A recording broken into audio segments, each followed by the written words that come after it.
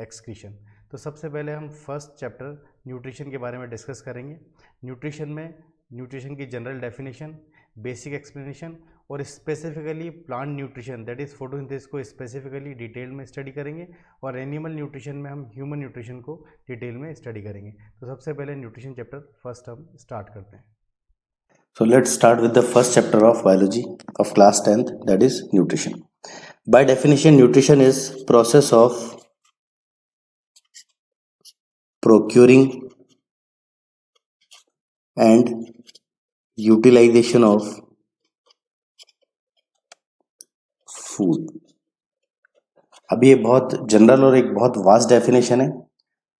अलग अलग ऑर्गेनिजम्स अलग अलग टाइप से फूड प्रोक्यूर करते हैं। जैसे अगर प्लांट की बात की जाए तो प्लांट खुद फूड सिंथेसाइज करता है। तो जब हम प्लांट में न्यूट्रिशन स्टडी करते हैं तो एक्चुअली हम फोटोसिंथेसिस स्टडी करते हैं। लेकिन एनिमल्स के केस में, क्योंकि एनिमल्स फूड सिंथेसाइज नहीं करते हैं, ये रेडीमेड फूड ऑब्टेन करते हैं। तो जब एनिमल में न्यूट्रिशन को डिफाइन किया जाता है तो जैसा कि हमने छोटी क्लासेस में पढ़ा है, इसमें 5 प्रोसेसेस हम लोग इंक्लूड करते हैं। First, ingestion.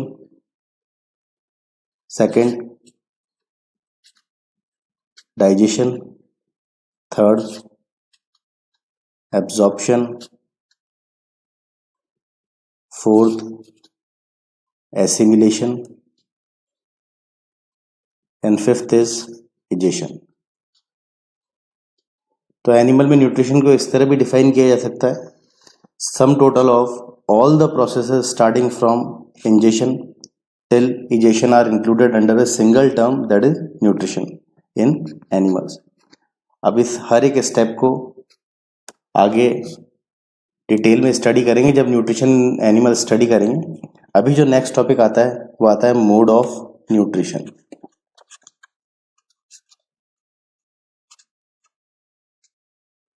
Mode of nutrition के बेसिस पे जितने भी ऑर्गेनिजम्स हैं उन्हें बेसिकली 3 कैटेगरीज में डिवाइड किया जा सकता है। First, autotrophs. Second, heterotrophs. और थर्ड कैटेगरी जो एक्चुअली ऑटोट्रॉफ और हेटेरोट्रॉफ का मिक्सचर है, जिसे हम बोल देते हैं मिक्सोट्रॉफ्स। अब इन तीनों कैटेगरीज को हम आगे डिटेल में एक एक करके study. So on the basis of mode of nutrition, organisms को अपन 3 कैटेगरीज में क्लासिफाई करते हैं, ऑटोट्रॉफ्स, हेटेरोट्रॉफ्स एंड मिक्सोट्रॉफ्स। तो पहली कैटेगरी अपन देख लेते हैं autotrophs. Autotrophs are the organisms which synthesize their own food. इसको भी 2 सब कैटेगरीज में डिवाइड किया जा सकता है, या तो ऑर्गेनिज्म फोटोऑटोट्रॉफ होगा या फिर ऑर्गेनिज्म कीमोऑटोट्रॉफ होगा। फोटोऑटोट्रॉफ और कीमोऑटोट्रॉफ दोनों ही फूड सिंथेसिस खुद करते हैं, बस एक बेसिक डिफरेंस ये होता है कि फोटोऑटोट्रॉफ्स फूड सिंथेसिस के लिए जो एनर्जी रिक्वायर्ड होती है वो लाइट से लेता है, इसीलिए इनको फोटोऑटोट्रॉफ्स बोल देते हैं। जबकि कीमोऑटोट्रॉफ्स फूड सिंथेसिस के लिए रिक्वायर्ड एनर्जी केमिकल्स को ऑक्सीडाइज करके ऑब्टेन करते हैं। केमिकल्स के ऑक्सीडेशन से जो एनर्जी लिबरेट होती है वो फूड सिंथेसिस में यूज की जाती है।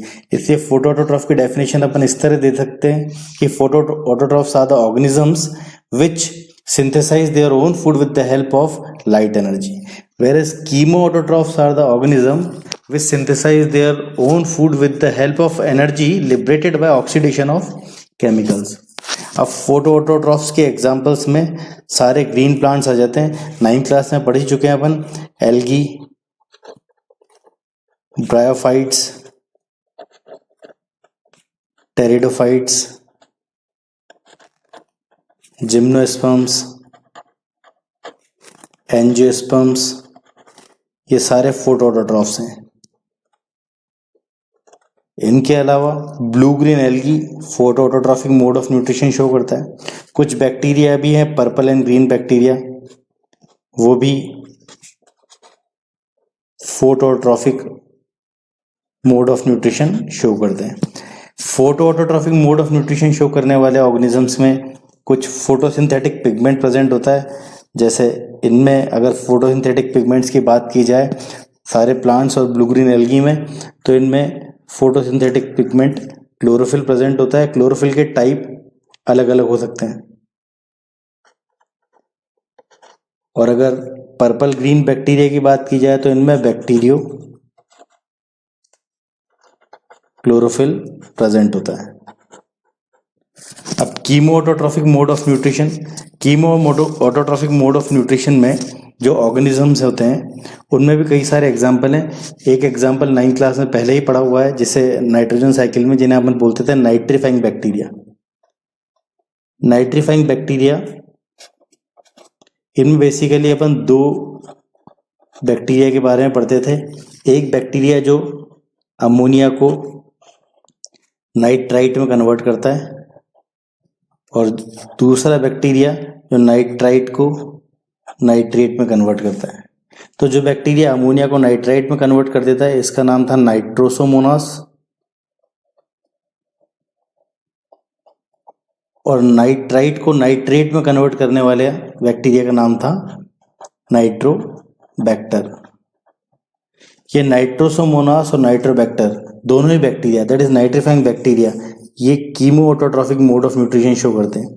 जब अमोनिया नाइट्राइट में कन्वर्ट होता है तो ये एक्चुअली ऑक्सीडेशन है। इस ऑक्सीडेशन में जो एनर्जी लिबरेट हुई, और नाइट्रेट नाइट्राइट में जब कन्वर्ट होता है, इसमें जो एनर्जी लिबरेट हुई, ये दोनों एनर्जी एक्चुअली जो है ये बैक्टीरिया फूड सिंथेसिस में यूटिलाइज करते हैं। इसके अलावा और भी कई सारे एग्जांपल्स हैं। नाइट्रीफाइंग बैक्टीरिया के अलावा सल्फर बैक्टीरिया, जो सल्फर कंपाउंड्स को ऑक्सीडाइज करते हैं। मीथेन बैक्टीरिया, जो मीथेन को ऑक्सीडाइज करते हैं। उसके अलावा iron bacteria,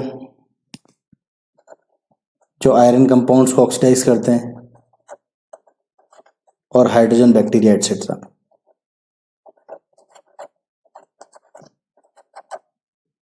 bacteria,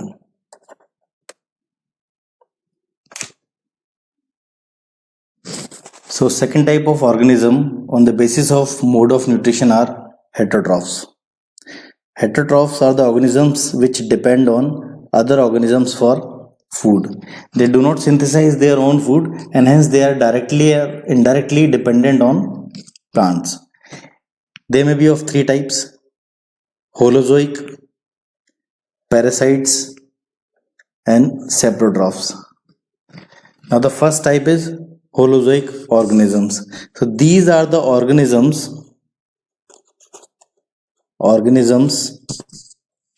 which ingest complex food,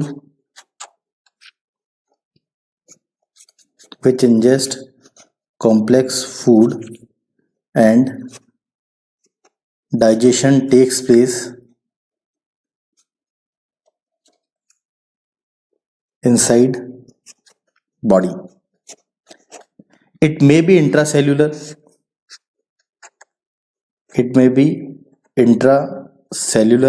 as in case of amoeba, or extracellular, as in case of human. Now the second type of organisms which are heterotroph are parasites. Parasites are the organisms, and parasitic is the mode of nutrition. So parasites are the organisms which feed on living organisms known as host. So these are the organisms which feed on living host. और इसके कई सारे examples हैं। उनमें कुछ examples plants के भी हैं, जैसे कसकटा और अमरबेल, Ascaris, tapeworm, which is a type of flatworm, plasmodium, etc. Now the third type is saprotroph. So saprotrophs are the organisms which feed on dead and decaying organic matter,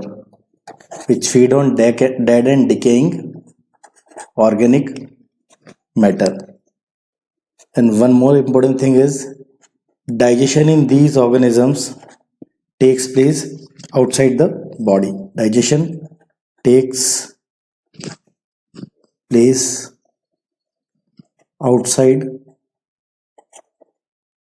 body. Examples are fungi and bacteria. Actually fungi and bacteria ये दोनों ऐसे example हैं, ये saprotrophic mode of nutrition भी show करते हैं, कुछ parasitic mode of nutrition भी शो करते हैं. इवन बैक्टीरिया तो ऑटोट्रॉफ्स भी हैं, तो ये इन सेप्रोट्रॉफ और पैरासाइट दोनों में इंक्लूड किए जाते हैं बैक्टीरिया फंजाई हेटेरोट्रॉफ्स के केस में. So the third category on the basis of mode of nutrition is मिक्सोट्रॉफ्स.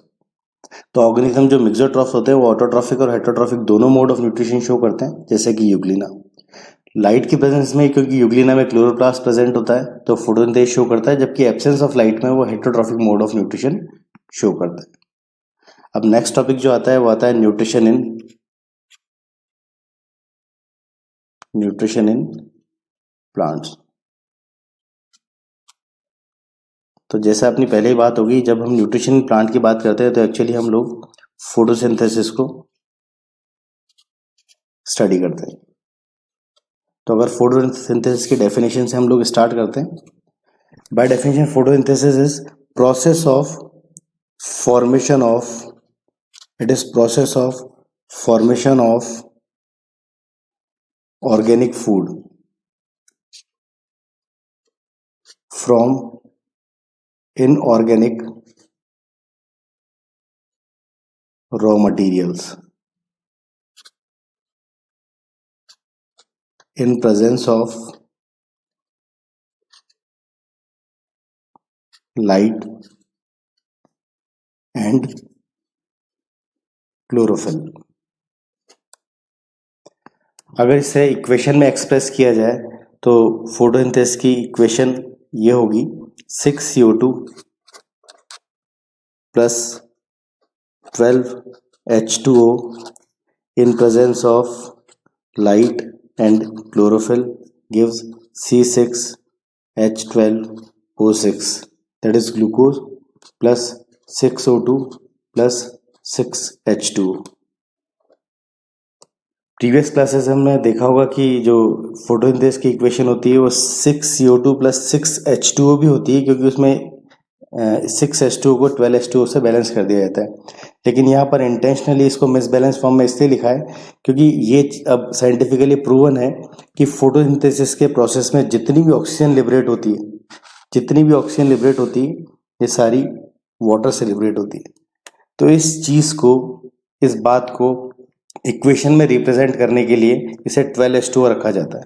ये एक इंपॉर्टेंट क्वेश्चन है जो आगे पूछा भी जाएगा. अब इस डेफिनेशन को अगर देखें तो CO2 एक इनऑर्गेनिक कंपाउंड है, H2O inorganic, glucose organic compound है. तो डेफिनेशन फोटोसिंथेसिस की जो बोलती है वो ये बोलती है process of formation of organic food, that is glucose from inorganic raw materials in presence of light and chlorophyll. अब जो नेक्स्ट टॉपिक अपने पास आता है वो आता है requirement of photosynthesis. Requirements of photosynthesis. अब ये रिक्वायरमेंट ऑफ फोटोसिंथेसिस हम लोग इक्वेशन से ही देख सकते हैं कि फोटोसिंथेसिस के लिए क्या क्या रिक्वायर्ड है. जैसे कि यहाँ पर क्लियरली विजिबल है, फोटोसिंथेसिस के लिए रिक्वायरमेंट में CO2, H2O, लाइट, क्लोरोफिल, ये सारी फोटोसिंथेसिस की रिक्वायरमेंट है जिनको हमको स्टडी करना है.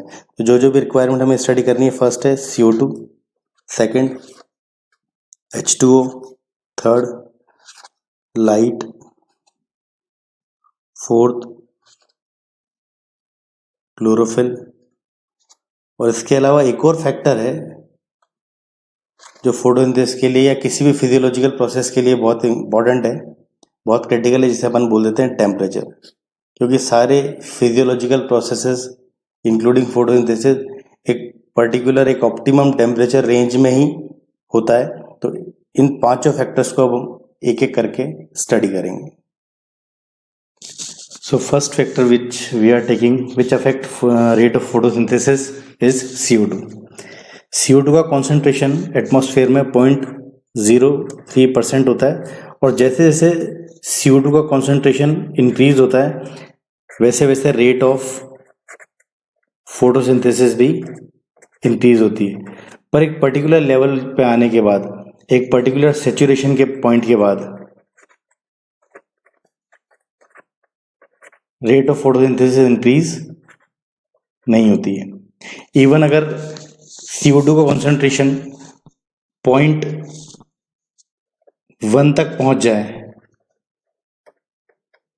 तो फिर रेट ऑफ फोटोसिंथेसिस में डिक्लाइन भी ऑब्जर्व किया जाता है। सेकंड फैक्टर जो आता है वो है लाइट।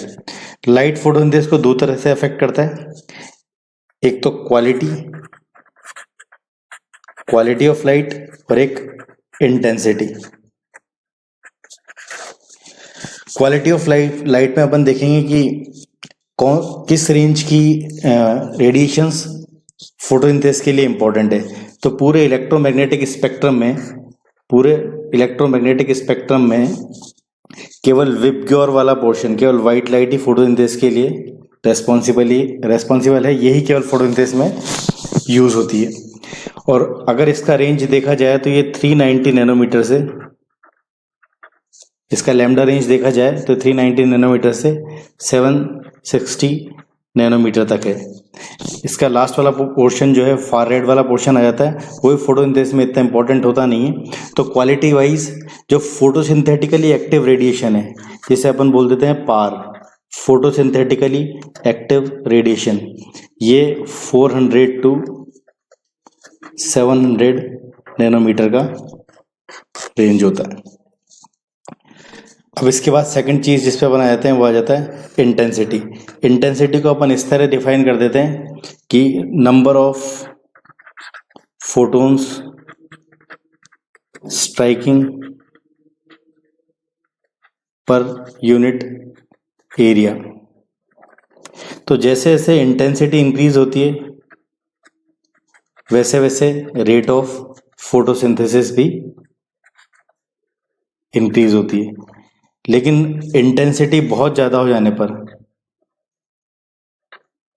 अगर इंटेंसिटी बहुत ज़्यादा एक्सीड कर जाती है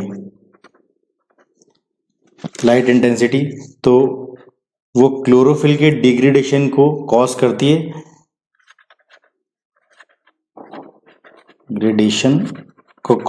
है, जिसे अपन टेक्निकल लैंग्वेज में या बायोलॉजिकल लैंग्वेज में सोलराइजेशन बोल देते हैं, जिससे अल्टीमेटली रेट ऑफ फोटोसिंथेसिस कम हो जाती है। थर्ड पॉइंट जो है विच affect rate of photosynthesis is chlorophyll. सभी प्लांट्स में क्लोरोफिल पिगमेंट, जो फोटोऑटोट्रॉफ्स हैं उनमें क्लोरोफिल पिगमेंट या बैक्टीरियो क्लोरोफिल पिगमेंट प्रेजेंट होता है। अगर प्लांट्स की बात करें तो सारे ग्रीन एल्गी प्लस सभी हायर प्लांट्स में chlorophyll A plus be present होता है। Chlorophyll A is universal pigment. अगर रेड एल्गी की बात की जा रही है तो रेड एल्गी में chlorophyll A plus D present होता है। अगर ब्राउन एल्गी की बात की जा रही है तो उसमें chlorophyll A plus C present होता है। ये क्लोरोफिल पिगमेंट ही फोटोसिंथेटिक पिगमेंट है। Fourth point is temperature. Temperature का फोटोसिंथेसिस, रेट ऑफ फोटोसिंथेसिस पे इस तरह से इफेक्ट पड़ता है। एक्चुअली फोटोसिंथेसिस भी एक कई सारी फिजियोलॉजिकल प्रोसेस में एक फोटोसिंथेसिस भी है, और सारे फिजियोलॉजिकल प्रोसेस के लिए इन जनरल जो ऑप्टिमम रेंज ऑफ टेम्परेचर है वो है 20 to 35 डिग्री सेंटीग्रेड। ये ऑप्टिमम रेंज है। अगर इस रेंज से बहुत कम, इस रेंज से टेम्परेचर बहुत कम या फिर बहुत ज़्यादा होता है तो रेट ऑफ फोटोसिंथेसिस पे उसका इफेक्ट होता है। तो रेट ऑफ फोटोसिंथेसिस या रेट ऑफ फिजियोलॉजिकल प्रोसेस कम हो जाती है। टेम्परेचर बहुत ज़्यादा होने पर ये फोटोसिंथेटिक पिगमेंट को और एंजाइम्स को डीनेचर कर सकता है। अगर टेम्परेचर बहुत ज़्यादा होगा तो एंजाइम्स डीनेचर हो जाएंगे, और अगर टेम्परेचर बहुत कम होता है तो एंजाइम्स इनएक्टिव हो जाएंगे। दोनों ही केसेस में रेट ऑफ फोटोसिंथेसिस डिक्रीज हो जाएगी, फोटोसिंथेसिस डिक्रीज हो जाएगी।